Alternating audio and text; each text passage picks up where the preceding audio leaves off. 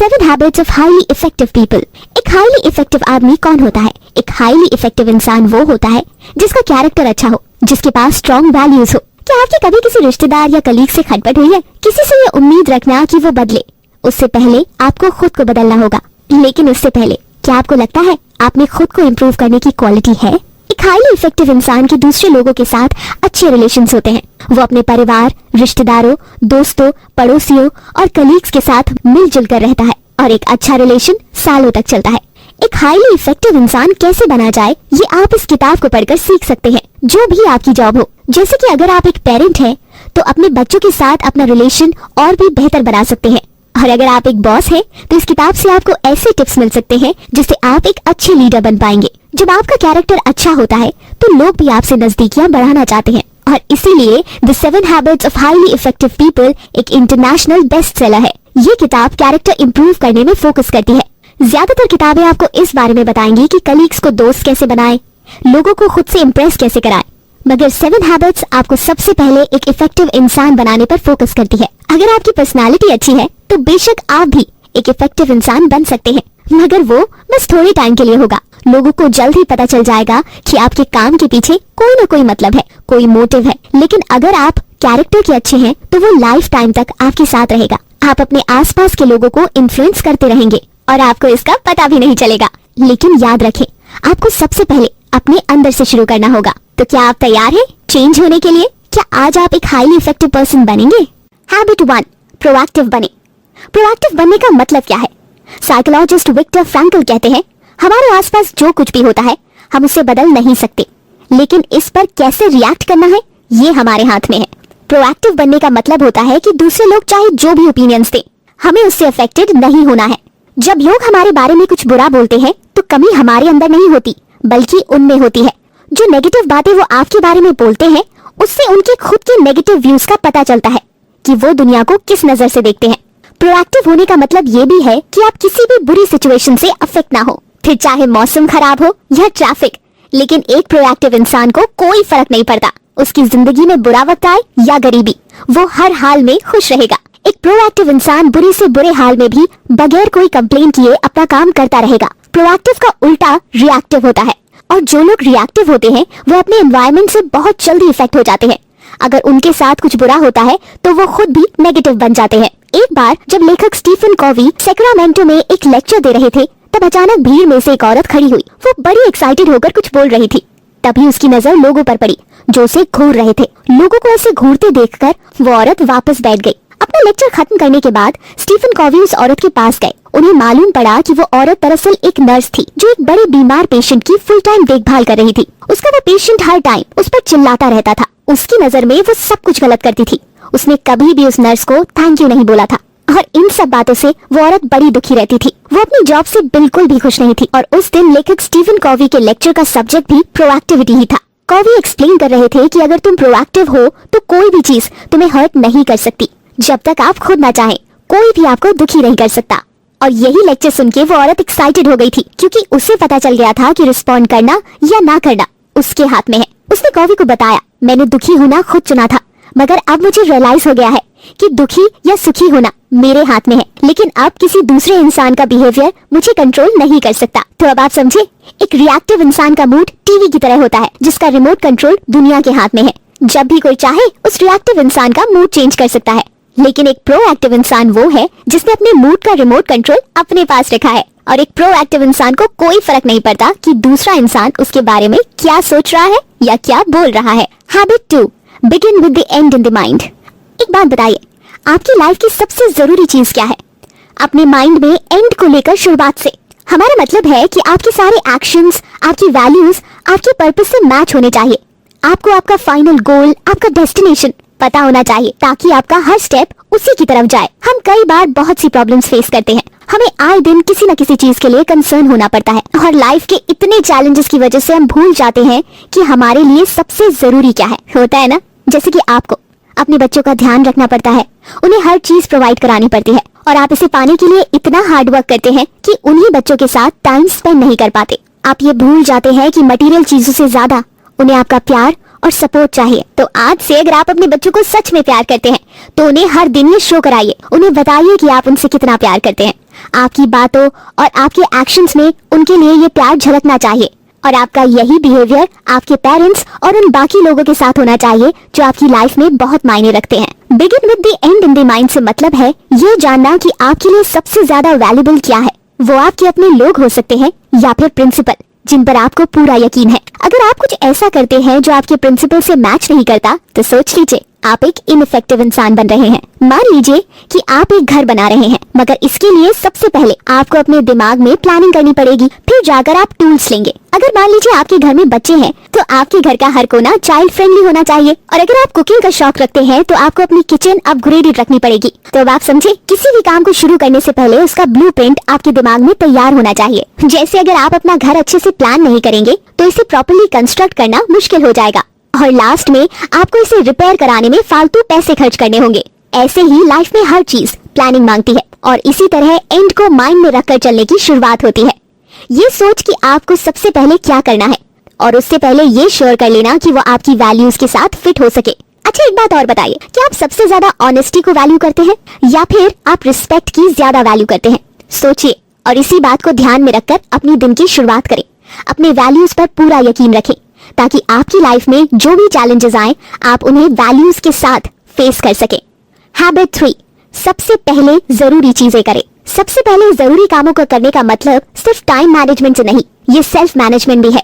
इंसान होने के नाते हम सब सेल्फ अवेयर होते हैं और यही चीज हम सारे लिविंग थिंग्स को सुपीरियर बनाती है, क्योंकि सिर्फ हम इंसान ही खुद को इवैल्यूएट कर सकते हैं और जब हमें लगे कि हम कुछ गलत कर रहे हैं तो हम उसे चेंज कर सकते हैं।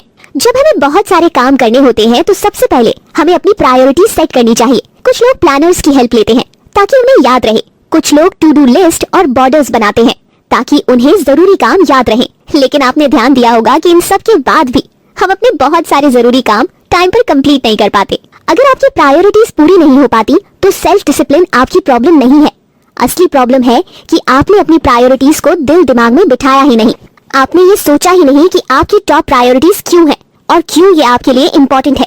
सोचिए जरा इसके बारे में, ये आपको और ज्यादा मोटिवेट करेगा। और एक्चुअल चैलेंज टाइम को मैनेज करना नहीं, खुद को मैनेज करना है। सबसे पहले जरूरी चीजें करें और इस बात का मतलब है कि अपनी प्रायोरिटीज को पहले नंबर पे रखें। इसका मतलब ये भी है कि जरूरत पड़ने पर आप ना बोलना सीखें। जब आपके पास करने को ढेर सारा काम हो तो उन टास्क को ना बोलिए जो आपकी प्रायोरिटीज का हिस्सा नहीं है। एग्जाम्पल के लिए सैंड्रा को एक कम्युनिटी प्रोजेक्ट का चेयरमैन बनने को बोला गया, मगर उसके पास पहले ही इम्पोर्टेंट टास्क थे, मगर प्रेशर में आकर उसने हाँ बोल दिया। फिर सैंड्रा ने अपनी पड़ोसी कोनी से पूछा कि क्या वो भी इस प्रोजेक्ट को ज्वाइन करना चाहेगी। सैंड्रा की बात सुनकर कोनी ने कहा, सैंड्रा ये प्रोजेक्ट काफी मजेदार लग रहा है, मगर कुछ रीजन से मैं इसे प्रायोरिटीज पर नहीं कर पाऊंगी, मगर सच में तुम्हारे इस इन्विटेशन को मैं अप्रिशिएट करती हूँ। उसके बाद सैंड्रा को लगा कि जैसा कोनी ने किया उसे भी वैसा ही करना चाहिए था। वो भी तो पोलाइटली ना बोल सकती थी जब उसे चेयरमैन बनने के लिए बोला गया था। ये प्रोजेक्ट कम्युनिटी के लिए है, अच्छा था, मगर कोनी को अपनी टॉप प्रायोरिटीज मालूम थी, इसलिए उसने ना बोला। उसके पास करने के लिए दूसरे जरूरी काम थे और इसलिए उसने पोलाइटली ना बोलने की हिम्मत की। अगर आप भी प्रायोरिटीज अपने दिल और दिमाग में अच्छे से प्लान कर लेंगे तो आपके लिए बाकी चीजों को ना कहना आसान रहेगा और आप अपने जरूरी कामों को आसानी से टाइम पर पूरा कर पाएंगे। तो अब आप समझे, सेल्फ डिसिप्लिन से ज्यादा जरूरी है आपके पास वो पावर हो जिससे आप जरूरी कामों को सबसे पहले निपटा सके। Habit 4, think win win. Win win एक ऐसा सोल्यूशन है जो आपको और उन लोगों को जिनसे आप इंटरैक्ट करते हैं काफी बेनिफिट देगा। जब भी आपके फैमिली या फिर कलीग्स के साथ कोई इश्यूज होते हैं तो आपको कोई ना कोई सोल्यूशन निकालना ही पड़ता है जिससे सबका भला हो, है ना। विन विन एक बेस्ट सोल्यूशन है। अगर कोई जीतता है और दूसरा हारता है तो इससे एक लंबा और मजबूत रिश्ता कभी नहीं बन पाता। चलिए इमेजिन कीजिए कि आपके कलीग से डिसएग्रीमेंट हो जाता है, तो सबसे पहले आपको ये करना है कि जो भी प्रॉब्लम है उस पर खुलकर बात कीजिए। उसका कोई ऐसा सोल्यूशन निकाले जिससे दोनों के लिए सही हो। हाँ, लेकिन आपके कलीग को खुद पर हावी ना होने दे और आप भी उस पर हावी होने की कोशिश ना करें और कुछ ऐसा करें जिससे आप दोनों का रिश्ता बैलेंस हो और दोनों की जीत हो। इस तरह से आपका और आपके कलीग का कोऑपरेशन रहेगा जिससे आप एक टीम की तरह काम कर सकते हैं और एक दूसरे के साथ कम्पीट करने से ये ज्यादा अच्छा है। अब इमेजिन करिए कि आप बॉस हैं और आपके किसी एम्प्लॉय के साथ डिसएग्रीमेंट हो जाता है, तो जाहिर सी बात है कि आपकी ही बात ऊपर रहेगी क्योंकि आपका एम्प्लॉय अपनी जॉब की वजह से आपके सामने चुप ही रहेगा। एक बॉस होने के नाते आप बेशक आर्ग्यूमेंट में उससे जीत सकते हैं, मगर लॉन्ग रन में देखा जाए तो ये आपकी हार होगी, क्योंकि अपने एम्प्लॉयज को नीचा दिखाकर आप उन्हें मोटिवेट नहीं कर सकते। वो आपके लिए काम तो करेंगे मगर मन मारकर, तो कुल मिलाकर नुकसान तो आपका ही हुआ, है ना। कॉम्प्रोमाइज करना हमेशा अच्छा ही होता है, फिर भले ही आप बॉस क्यों ना हो। आपके लिए यही अच्छा होगा कि आप अपनी पोजीशन का इस्तेमाल ना करें, अपने एम्प्लॉयज को खुश रखने की आप ज्यादा कोशिश करें, क्योंकि इसमें आपका ज्यादा फायदा है। अगर आप हमेशा विन विन सिचुएशन सेटल करते हैं तो आपके एम्प्लॉयज ज्यादा इफेक्टिव होंगे और ये आपकी कंपनी के लिए भी फायदेमंद होगा, और साथ ही आपको लोगों को बार बार हायर करके उन्हें ट्रेन करने की जरूरत नहीं पड़ेगी। अच्छा, एक बात और, ये विन विन सिचुएशन सिर्फ वर्क प्लेस पर ही नहीं अप्लाई होती, बल्कि ये रिलेशनशिप में भी एप्लीकेबल है। जब भी आप अपने किसी पार्टनर, आपके बच्चे, दोस्त या पड़ोसियों के साथ डिसएग्रीमेंट में हो तो विन विन सिचुएशन के बारे में सोचें, और फिर आप देखिएगा कि आपके रिश्तों में भी किस तरह से और भी ज्यादा प्यार और ट्रस्ट आएगा। All the best. हैबिट 5, पहले खुद दूसरों को समझने की कोशिश करें, फिर दूसरों से उम्मीद करें कि वो आपकी बात को समझे। अच्छा, एक बात बताइए, क्या आपको याद है कि लास्ट टाइम कब किसी ने आपसे अपनी पर्सनल प्रॉब्लम शेयर की थी, और क्या आपने उसे एडवाइस देने से पहले उनकी फीलिंग्स को समझा था?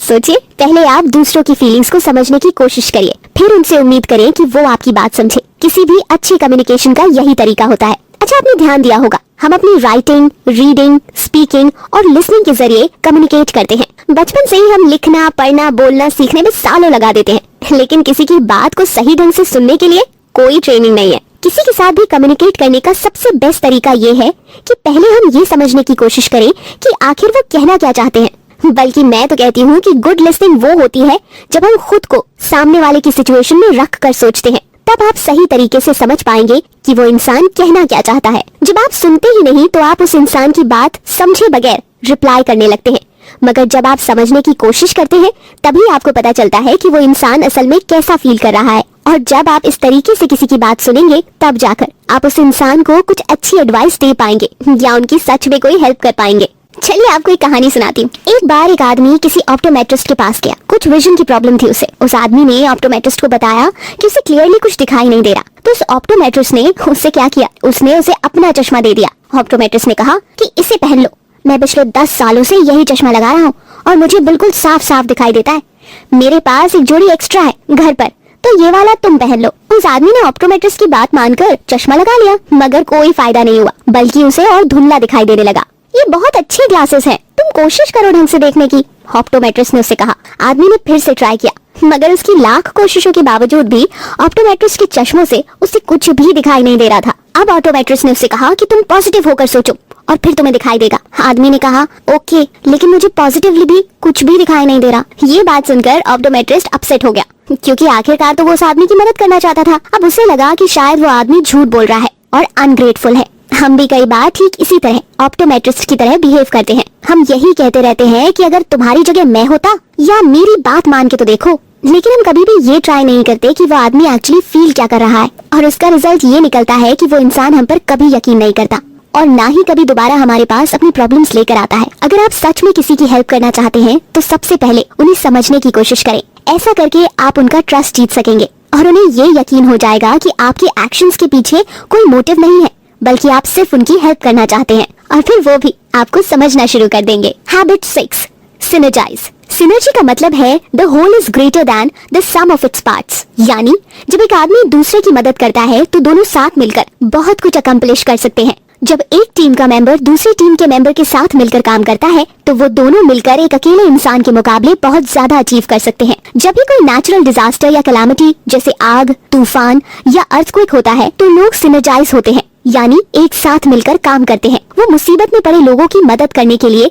आगे आते हैं। तब लोग अपने डिफरेंसेस भूल जाते हैं। मुश्किल सिचुएशन में लोग आगे आकर एक दूसरे की मदद करते हैं और सब तुरंत मिलजुल कर सरवाइव करने के लिए सोचते हैं। सिनर्जी का मतलब कोऑपरेट या कोलैबोरेशन भी है। इसका मतलब साथ मिलकर चलना और कंबाइंड एफर्ट्स भी है। चाहे कोई भी ग्रुप हो, अगर आपस में सिनर्जी होगी तो इसका बेनिफिट जरूर मिलेगा। लेकिन प्रॉब्लम तो ये है कि सिनर्जी हमारी लाइफ में हर रोज नहीं होती। लोग आपस में अपने डिफरेंसेस दूर करना ही नहीं चाहते। उन्हें ये बड़ा मुश्किल लगता है, क्योंकि हर किसी का एक डिफरेंट पॉइंट ऑफ व्यू होता है। हम सब इस दुनिया को एक अलग नजर से देखते हैं, लेकिन हमें ये समझना ही होगा कि दुनिया को देखने का हमारा नजरिया लिमिटेड होता है, इसलिए हमारी सोच भी लिमिटेड होती है। हमें दूसरे लोगों को जानने और उनके एक्सपीरियंसेस को समझने की भी कोशिश करनी चाहिए। आप कह सकते हैं कि ये किसी ऑप्टिकल इल्यूजन की तरह है। जैसे हो सकता है कि मुझे कोई यंग लेडी नजर आ रही हो, लेकिन वहीं आपको वो कोई बुजुर्ग महिला दिख रही हो। हम दोनों ही उस इमेज को डिफरेंटली इंटरप्रिटेट कर रहे हैं, हालांकि हम दोनों ही अपनी जगह पर सही हैं। तो इस बात पर बहस करने का कोई फायदा नहीं। बेहतर होगा सिनर्जाइज करना, और सिनर्जाइज करने के लिए हमें एक दूसरे के पॉइंट ऑफ व्यू को समझना ही पड़ेगा,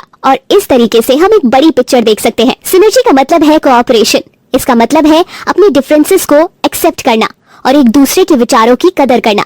ये कभी साबित करने की कोशिश ना करना कि बस आप ही सही हैं, दूसरा बंदा गलत है। उस इंसान के नजरिए को भी समझने की कोशिश कीजिए, इससे आपकी नॉलेज भी बढ़ेगी और उससे कोई नुकसान नहीं, है ना। बहसबाजी करने से बेहतर और भी कई ऑल्टरनेटिव्स हैं। जब आप किसी दूसरे के व्यूज की रिस्पेक्ट करने लगते हैं तो उनके साथ मिलकर काम करना आसान हो जाता है। और वैसे भी साथ मिलकर काम करने से आप कई सारी नई और अच्छी चीजें क्रिएट कर सकते हैं। Habit 7, sharpen the saw. Sharpen the saw से मेरा मतलब है कि अपने सबसे बड़े एसेट को शार्पन करें, यानी हमेशा कुछ नया सीखते रहें। और आपका सबसे बड़ा एसेट आप खुद हैं। आपको रेगुलरली खुद को ही रिन्यू करना पड़ेगा। अपनी लाइफ के हर एस्पेक्ट में आपको खुद को इम्प्रूव करना पड़ेगा, मतलब फिजिकली, स्पिरिचुअली, मेंटली, सोशली और इमोशनली। आप रेगुलर एक्सरसाइज से खुद को रिन्यू कर सकते हैं। इसके लिए जरूरी नहीं कि आप जिम जाएं या फिर महंगे इक्विपमेंट्स ही खरीदें। आप घर पर ही सिंपल एक्सरसाइज कर सकते हैं। आप रन कर सकते हैं, जॉगिंग कर सकते हैं या फिर रैपिड वॉक भी कर सकते हैं। अगर आप एक्सरसाइज नहीं करना चाहते तो स्लो तरीके की कोई भी एक्टिविटी कर सकते हैं, और फिर आप देखिएगा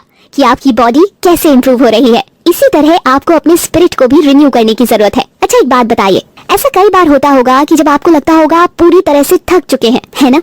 आई नो, रोजमर्रा के चैलेंजेस से हम बेहद थक जाते हैं, तो हमें खुद को इंस्पायर रखने की बहुत जरूरत है। और ये आप म्यूजिक, बुक, रेडियो या फिर नेचर के साथ जुड़कर कर सकते हैं। ये आप पर डिपेंड करता है कि आपकी स्पिरिट किस तरह से अच्छा फील करेगी। कभी कभी एक ब्रेक लेना भी जरूरी होता है, ताकि आप खुद को टाइम दे सके और अपने बारे में सोच सके। हम जब यंग होते हैं तो हमारा दिमाग खुद ही अपनी एक्सरसाइज कर लेता है, लेकिन एक बार स्कूल खत्म करने के बाद हम शायद ही कोई बुक पढ़ने या टाइम निकाल पाते हैं कुछ ऐसा नया सीखने के लिए। लेकिन लर्निंग सिर्फ स्कूल तक ही लिमिट नहीं होनी चाहिए। हमें खुद को इसके बाद भी एजुकेट करते रहना चाहिए। अपने डेली रूटीन के कामों से हटकर कुछ नया ट्राई करना चाहिए। खुद को चैलेंज करते रहिए, जैसे कि आप कम से कम महीने में एक बुक तो जरूर पढ़ सकते हैं। और जो लोग बहुत बिजी हैं और बुक नहीं पढ़ सकते, उन्हीं के लिए हमने गीगल ऐप बनाई है। इस बात पर एक लाइक तो बनता है ना। हमारे सोशल और इमोशनल एस्पेक्ट्स एक दूसरे के साथ क्लोजली जुड़े होते हैं। ऐसा इसलिए क्योंकि हमारे इमोशंस लोगों के साथ इंटरेक्ट करने से ही पैदा होते हैं। हमें दूसरों के साथ अपने रिलेशनशिप्स इंप्रूव करने का मौका मिलता है। तभी तो कहा गया है, अर्न योर नेबर्स लव, यानी अपने पड़ोसियों से प्यार करें। अगर आप एक काइंड नेचर पर्सन हैं, तो यकीन मानिए आप लंबी और खुशहाल लाइफ जिएंगे। चलिए अब इमेजिन कीजिए कि आप जंगल में वॉक पर गए हो और आपको वहाँ एक आदमी नजर आता है जो एक छोटे से पेड़ को काट रहा है। आप देखते हैं कि वो आदमी काफी थक गया है, तो आप उससे पूछते हैं कि वो कितनी देर से ऐसा कर रहा है। आदमी कहता है 5 घंटे हो गए और अब मैं थककर चूर हो गया हूँ। ये बड़ी मेहनत वाला काम है। तो आप उस आदमी को ये सलाह देंगे कि उसे कुछ मिनट के लिए ब्रेक लेना चाहिए, और हो सकता है कि उसकी आरी को शार्पन करने की जरूरत है। और आप उससे ये भी कहते हैं कि मुझे यकीन है कि इससे आपका काम तेजी से हो जाएगा। मगर वो आदमी मना कर देता है। वो कहता है कि मैं इतना बिजी हूँ कि मेरे पास 100 शार्पन करने का टाइम नहीं है। अब जैसे किसी भी चीज को इफेक्टिवली कट करने के लिए आरी यानी 100 की जरूरत होती है, ठीक उसी तरह खुद को और भी इफेक्टिव बनाने के लिए हमें अपने एसेट्स को भी शार्पन करने होंगे। आपको टाइम निकालकर खुद को रिन्यू करना ही पड़ेगा, क्योंकि जो टूल आपकी लाइफ में जरूरी है वो तो आपके पास है, बस उन्हें टाइम टाइम पर शार्पन करने की जरूरत है। और भूलिएगा नहीं, आपके एसेट्स है आपकी बॉडी, आपका माइंड, आपका सोल, तो उन्हें शार्पन करना कभी ना भूलें।